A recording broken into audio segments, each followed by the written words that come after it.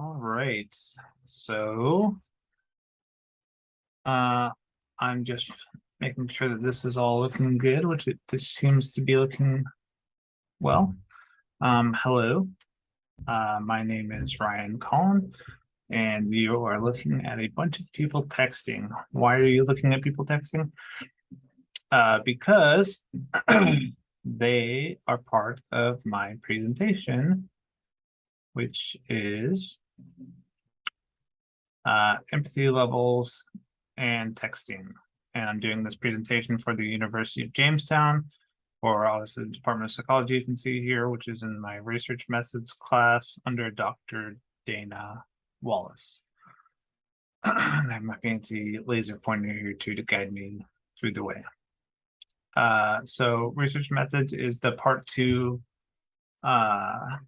one of the class that I'm in right now, actually, which is statistics. So basically in the first part, what I had to do for my project was to create a research project, and that was mainly in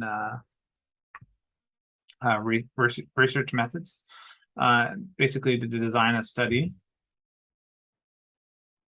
and test my hypothesis with the study. And then after that, in this class, which is um, statistics right now, I review and I share the results, which is what I'm doing right now. And sorry if I have a hard time speaking. I just had a partial put in, and I went to the dentist today, so doing my best. So keep up with me. So what is my hypothesis? What did I choose to do my study on? My study, I chose to find a correlation, to see if there was a correlation between increased use of texting and lower empathy levels of cell phone users. So why did I choose this? I basically have been thinking about it for a little while, and I did some research, and I don't believe that you can convey emotions through texting. Um, they're just words, and when you read them, they don't really have the tone or the mannerisms like if I'm talking right now, which is talking into a voice recorder. But if I'm doing a monologue right now, then you can hear kind of my voice and how I sound, but through text, you can't really do that. Prior research was done by this, by Gabriella Harari. Basically, she looked into the differences in conversational behavior between young adults 16 and 24 years old, right, regarding the use of their cell phones, and her research showed the trends between those age ranges, texting and phone call volumes. Basically, the studies showed that there was an increase in phone calls, slight increase in phone calls made by the older adults. However, there was a much greater difference in texting in younger adults. Also, Sarah Conrath did a study where she tested the students' abilities to show empathy level through text. Her research took place over several days on a graduate level college students. What she did was she would send out text messages that were either geared at increasing empathy levels or increasing detachment. And then the participants were asked to rate whether the text messages they received made them feel in one of those ways. The results showed that there was no reliability to the answers based on the responses from those participants. And basically, they resulted in showing that you can't get emotion through texting. So that's kind of why I wanted to do this research. So how did I do my study? My study consisted of two different surveys. So to test my hypothesis, I had a survey to measure the empathy levels of people, and then taking the survey, and then I had another survey to scale texting. So the empathy level was 4 questions that basically had a 1 to 5 range scale on if they had an emotional response when they read a scenario, and the higher the number of the scored empathy levels, like the more empathy that they showed. And the texting scales were just basically questions like 4 different questions that ask well, 3 different questions that ask like what level of texting do you use? Do you send and receive 50 texts a day, 100 texts, 200 texts? Is texting your primary mode of communication with your phone? And that was that. So how did I send that out? Actually, I didn't. I submitted them to Dr. Wallace, and Dr. Wallace did it for me using one of her classes, and there were 91 students in that class that took my surveys. I sent the surveys in and submitted them in this class, and then she had her students do them, the 91 students. And once she received those, she sent them back to me. I analyzed them, and then she helped me clean them in a software called SPSS, which I'll get to in just a minute. And then I reported and discussed those in my research paper. So SPSS, I was just telling you about that. What is SPSS? Well, it's the statistical package for social sciences. I use version 28.0.1.1 in 2013 version.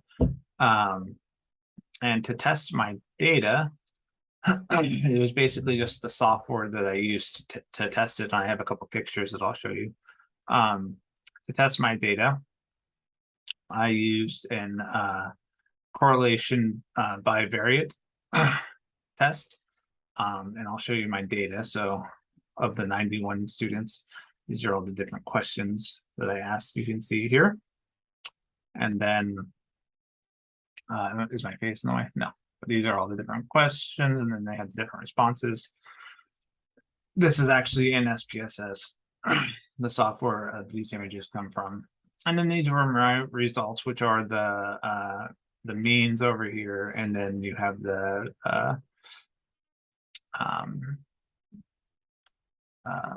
Pearson correlation values for each one of them. If I can scroll down, but it's just a picture. But I'll get to the results in just a second. And then that way I got the results with the Pearson correlation numbers, which I put in this table. Fancy. And you can see clearly that as these are all the means. These are the Pearson correlation results. And the stronger the correlation is, the closer it is to 0.5.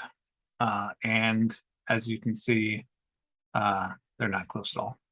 And actually, it doesn't go in a linear path. So with 50 texts, there was only 0.03.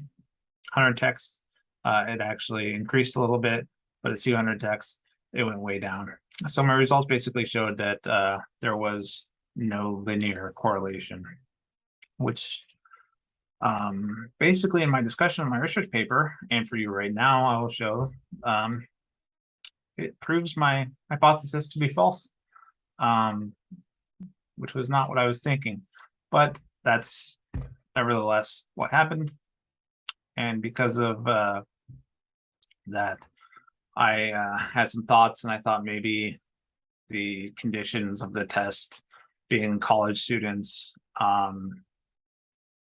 could be expanded on. Maybe another test in the future could include adults, perhaps like in a different maybe age range or in a different profession, different setting or something like that.